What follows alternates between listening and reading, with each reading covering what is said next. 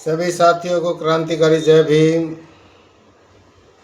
जय संविधान, जय मूल निवासी, जय आदिवासी। साथियों, आज आपके सामने कांग्रेस के द्वारा 25 जून 1975 में इस देश में इमरजेंसी लगाई गई, जिसे हम आपातकाल भी कहते हैं,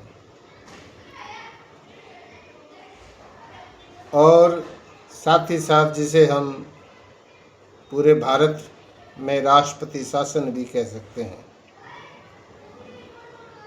साथियों, 1975 का वो दौर जब आरएसएस, संघ और विपक्ष ने मिलकर सत्ता से सवाल किए और सत्ता पर बैठी पूर्व प्रधानमंत्री इंदिरा गांधी से देश की आवाम ने जब सवाल किए तो देश में आपातकाल लगा दिया गया।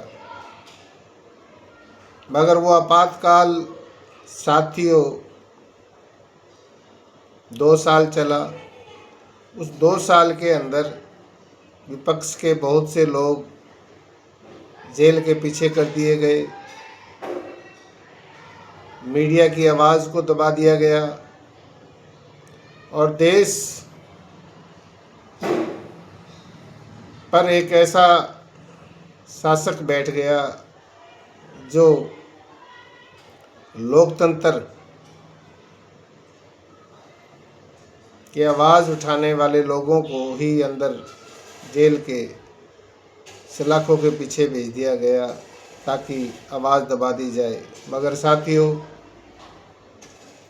वो 1975 की बात थी। मगर आज 2014 से जब से केंद्र में सरकार बीजेपी की, आरएसएस की सरकार, हम सभी देशवासियों ने वोट देकर स्थापित की, देश की बागडोर एक नए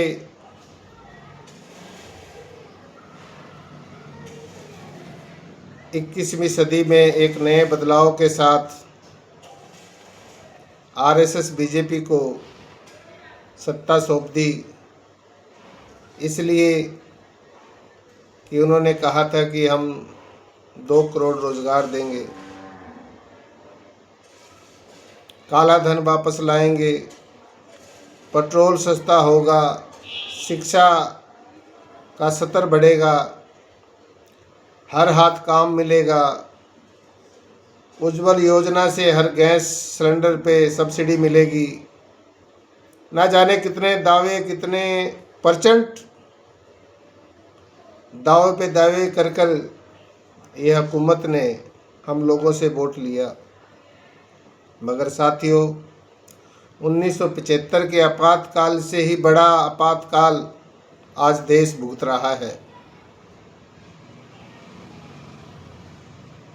आज देश उस दलदल में फंस चुका है जहां से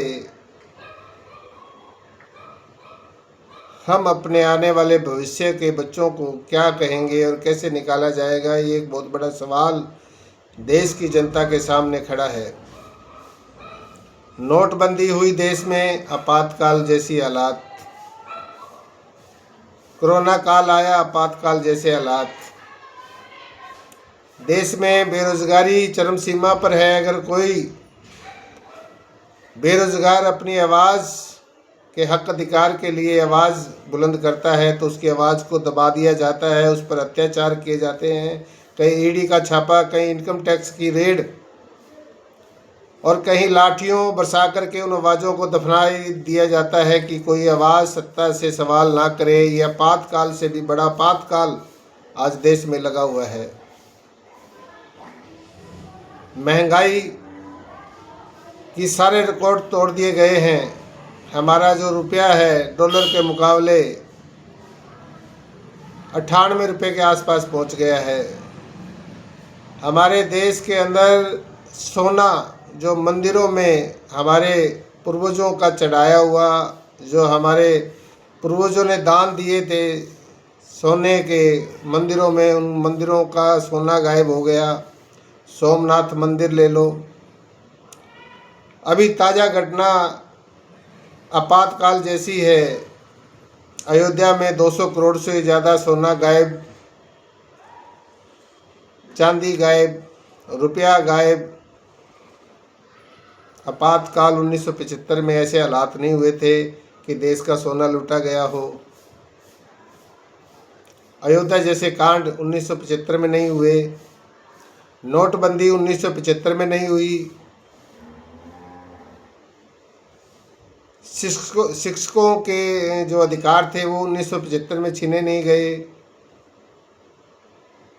स्कूल, आज जितने स्कूल केंद्र सरकार ने बंद किए, जितने कॉलेज, जितने आईआईटी स्कूल बंद कर दिए, कॉलेज बंद कर दिए गए, शिक्षा संस्थान बंद कर दिए गए, 1975 में वो बंद नहीं हुए थे जो आज बंद हो रहे हैं।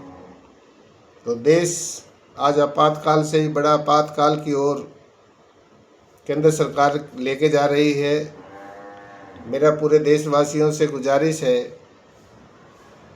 कि उठो, जागो, अपने वोट की ताकत को पहचानो। यहाँ तो सरकार ही खरीद रही है। सांसद खरीदे जाते हैं लोकतंत्र की आवाज़ को बंद करने के लिए, एमएलए खरीदे जाते हैं, पार्षद खरीदे जाते हैं। ये आपातकाल के समय में नहीं हुआ था जो आज चल रहा है। और दूसरी ओर केंद्र सरकार आज 25 जून को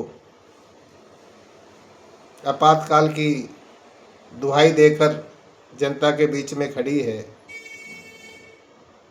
मगर शर्म नाम की जो शब्द है वो इस सरकार के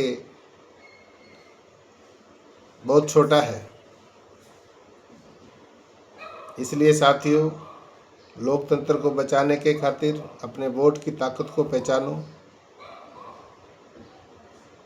अगर लोकतंत्र बचेगा तो हमारी शिक्षा संस्थाएं बचेंगी, नहीं तो कहीं मंदिर लूटे जा रहे हैं,